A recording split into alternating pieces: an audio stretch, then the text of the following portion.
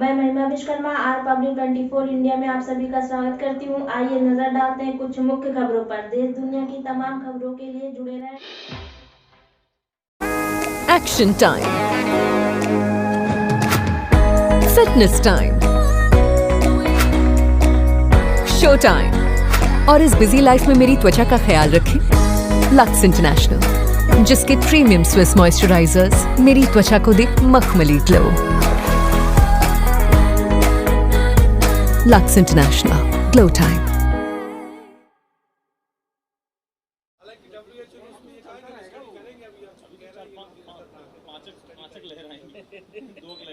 VOC नहीं है, variant of consent अभी नहीं हुआ, परंतु देखो अब क्या होता है।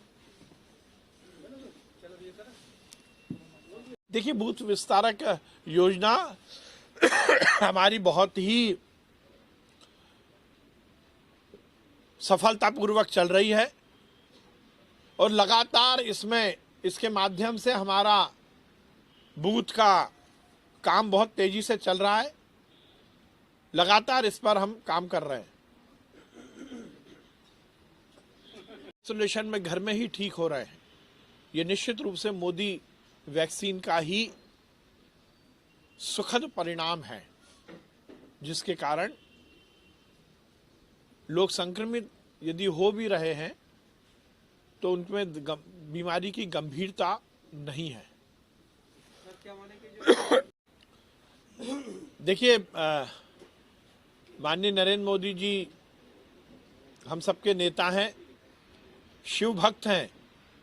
जैसा माननीय मुख्यमंत्री जी ने कहा है, जब इसका काम पूरा होगा उसके बाद कार्यक्रम में निश्चित रूप से माननीय प्रधानमंत्री जी को भी निमंत्रित किया जाएगा।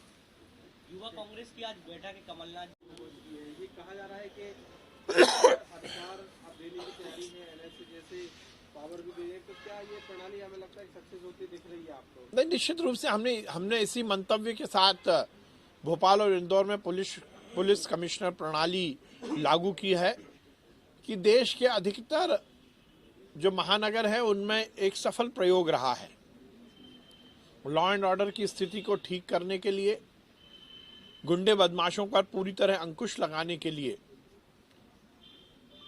ये प्रणाली देश के बाकी राज्यों में, बाकी महानगरों में सफलतापूर्वक लागू की गई है और इसी मंतव्य के साथ हमने भी लागू किया और अभी तक जो परिणाम देखने को मिल रहे हैं उसके रिजल्ट अच्छे आ रहे हैं। माननीय मुख्यमंत्री जी ने ये निर्णय इसीलिए लिया है कि महानगर, खासकर हमारे इंदौर और भोपाल में व्यवस्थाएं पुलिस की सुचारू हो सके। अब मुनव्वर राणा जैसे देशद्रोही, जिन्होंने हर समय इस देश में विभक्ति की, इस देश में धर्म को लड़ाने की, इस देश में जाति विभेद करने की ही बातें कही हैं, मुनव्वर राणा जैसे लोग कलंक हैं। समाज पर ऐसे लोगों का केवल और केवल कुप्रभाव पड़ता है। यदि मुनव्वर राणा ये बात कर रहे हैं तो 5 साल वो फिर कैसे रहे उत्तर प्रदेश में? 5 साल भी तो भारतीय जनता पार्टी की सरकार उत्तर प्रदेश में थी और पिछले 7-8 सालों से इस देश में भी तो भारतीय जनता पार्टी की सरकार है। ऐसे पाकिस्तान परस्त तुष्टीकरण की राजनीति को आगे बढ़ाने वाले लोग इस देश के लिए और समाज के लिए कैंसर जैसे हैं। सर, क्या बूथ विस्तारक जो अभियान है आपका, उसको आगे बढ़ाया, उनकी कैसे विरोध किया जाना है? और अब देखिए, दिक्कत यही आती है कि युवाओं को, इस देश की भावी पीढ़ी को आप नकारात्मक बातें सिखाने की बात कर रहे हैं। प्रशिक्षण कभी इस बात का नहीं होता कि विरोध कैसे करोगे। प्रशिक्षण इस बात का होना चाहिए किसी राजनीतिक दल में कि जनता की सेवा कैसे करोगे। आपने शुरुआत ही गलत कर दी। आप शुरुआत में एजेंडा ही गलत लेके चल रहे हो और इस देश का इतिहास रहा है कि युवक कांग्रेस और एनएसयूआई ने इस समाज में केवल गुंडों को बनाने की प्रक्रिया अपनाई है। इस देश के श्रेष्ठ, इस देश के सच्चे और अच्छे नागरिक बनाने में कांग्रेस ने कभी योगदान नहीं दिया। अब कमलनाथ जी कह रहे हैं कि विरोध कैसे करोगे, ये हम सिखाएंगे। अरे कमलनाथ जी, आप ये सिखाइए कि जनता की सेवा कैसे करेंगे। राजनीतिक दल चाहे वो सत्ता में हो चाहे विपक्ष में हो, उसका मंतव्य विरोध या सत्ता प्राप्ति नहीं होना चाहिए। उसका मंतव्य जनता की सेवा होना चाहिए, समाज की सेवा और देश के प्रति अपना सर्वस्व निछावर करने का संकल्प होना चाहिए। पर कांग्रेस ये नहीं जानती। उन्हें तो केवल और केवल विरोध और विरोध के माध्यम से राजनीतिक रोटी सेकना यही आता है।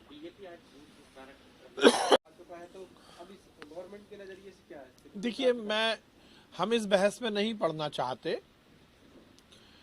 हम केवल यही बात कहना चाहते हैं कि कोरोना अभी गया नहीं है, कोरोना है।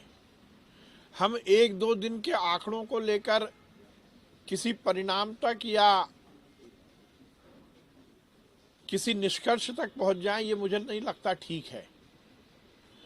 इसलिए हमें ये सुनिश्चित करना है कि कोरोना भी है, वेरिएंट, पीक, इन सब की बहस में पड़ने से हम कहीं ना कहीं इस विषय के फोकस से अलग हट जाएंगे। हमें पैनिक नहीं होना है, परंतु हमें सुरक्षित रहने के लिए संयम और अनुशासन रखना है। और इसीलिए हमारी सरकार ने किसी भी तरह की आर्थिक गतिविधियों को नहीं रोका है। यदि और कुछ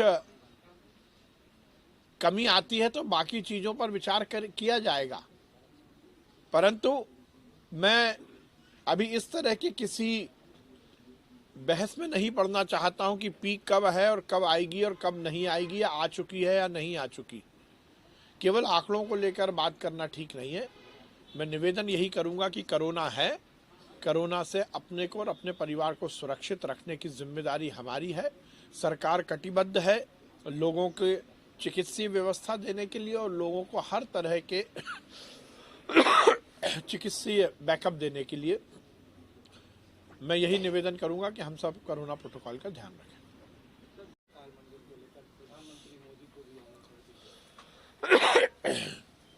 ये हम सबका सौभाग्य है कि हम उस मध्य प्रदेश में रहते हैं जहां महाकाल बाबा स्वयं विराजमान है।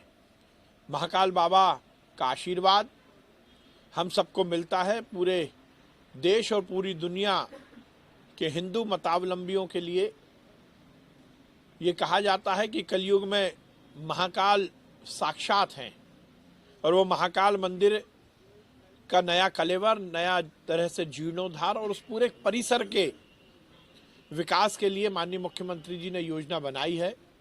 उस पर काम शुरू हुआ है। निश्चित रूप से यह हम सबका सौभाग्य है कि हम इसके साक्षी बनेंगे। महाकाल बाबा के आशीर्वाद से उज्जैन महाकाल बाबा की स्थली को नए स्वरूप में जीर्णोद्धार और नए कलेवर में लाने का निर्णय लिया गया है।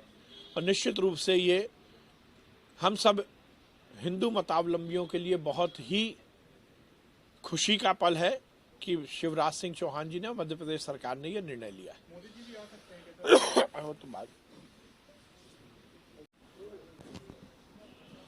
कल मध्य प्रदेश में लगभग 73,873 हमने कोविड के टेस्ट किए, जिसमें 8,678 पॉजिटिव केस आए हैं। अब मध्य प्रदेश में लगभग 66,000 हमारे एक्टिव केस हैं। हमारी जो माननीय मुख्यमंत्री जी का जो निर्देश था उसका पूरी तरह पालन करते हुए हमारी 2 प्राथमिकताएं हैं। सबसे पहला तो हम वैक्सीन, जो हमारा एलिजिबल सेगमेंट है, उसको पूरी तरह से वैक्सीन लगाएं। उस पर हम बहुत तेजी से काम कर रहे हैं और उसके साथ ही टेस्टिंग को लेकर हम पूरे प्रदेश में काम कर रहे हैं और उसी का परिणाम है कि लगातार हम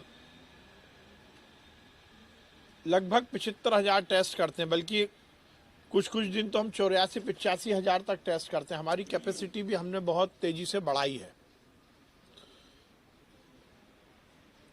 हमारा जनता से यही आग्रह है कि हम सब कोरोना प्रोटोकॉल का पूरी तरह से ध्यान रखें। ये एक संतोषजनक मोदी वैक्सीन का प्रमाण है। उसी के कारण जो पॉजिटिव केस हैं वो होम आइसोलेशन में ही ठीक हो रहे हैं। मैं इस देश के यशस्वी प्रधानमंत्री जी को बहुत धन्यवाद और साधुवाद करूंगा कि उन्होंने जिस प्रकार से वैक्सीन का इस देश में निर्माण कराकर वैक्सीनेशन प्रोग्राम को सुचारू रूप से लागू करवाकर जो देश की जनता की जान बचाई है।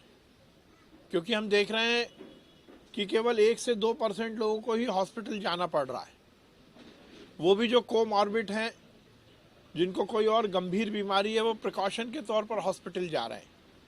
97-98% लोग होम आइसोलेशन में घर में ही ठीक हो रहे हैं। ये निश्चित रूप से मोदी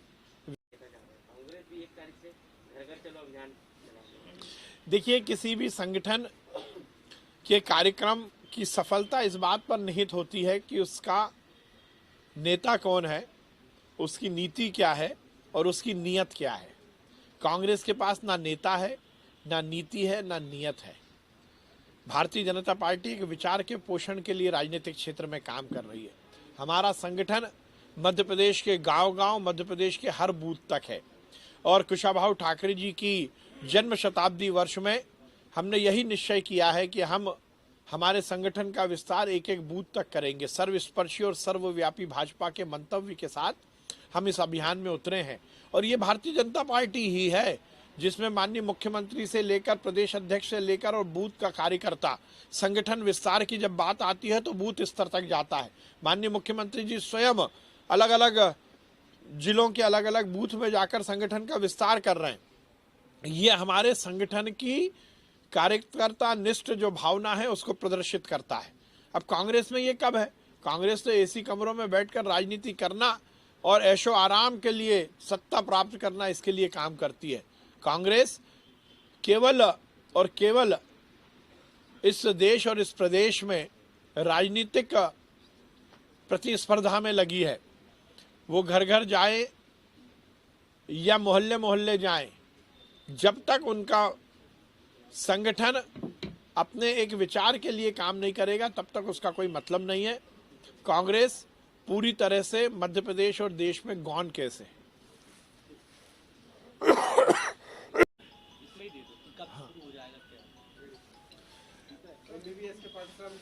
देखिए, हमने निश्चय किया है, माननीय मुख्यमंत्री जी का भी यही मंतव्य है कि हम MBBS की पढ़ाई अब हिंदी में भी करें। हिंदी हमारी राष्ट्रभाषा है और बहुत सारे स्तर से हमें लगातार इस बात की मांग उठ रही थी कि हिंदी में भी MBBS का पाठ्यक्रम होना चाहिए। दुनिया की स्टडी भी ये कहती है कि किसी भी तरह की पढ़ाई या लर्निंग या सीख यदि मातृभाषा में होगी तो उसके परिणाम और ज़्यादा सुखद होंगे।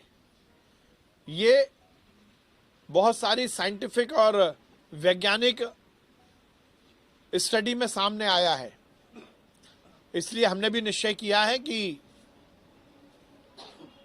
पाठ्यक्रम में बिना किसी बदलाव के केवल हिंदी में भी वो पाठ्यक्रम आ सके, इसकी हमने तैयारी कर ली है। हमने एक कमेटी बनाई है उच्च स्तरीय, हमने उसकी कल मीटिंग भी की थी और ये निर्णय लिया है कि हम पाठ्यक्रम के अनुवाद के साथ साथ इस बात को भी सुनिश्चित करेंगे कि जो लेक्चर होंगे उसमें भी हिंदी भाषा का पूरा समावेश हो। इसके लिए पूरी कार्य योजना हमने बना ली है।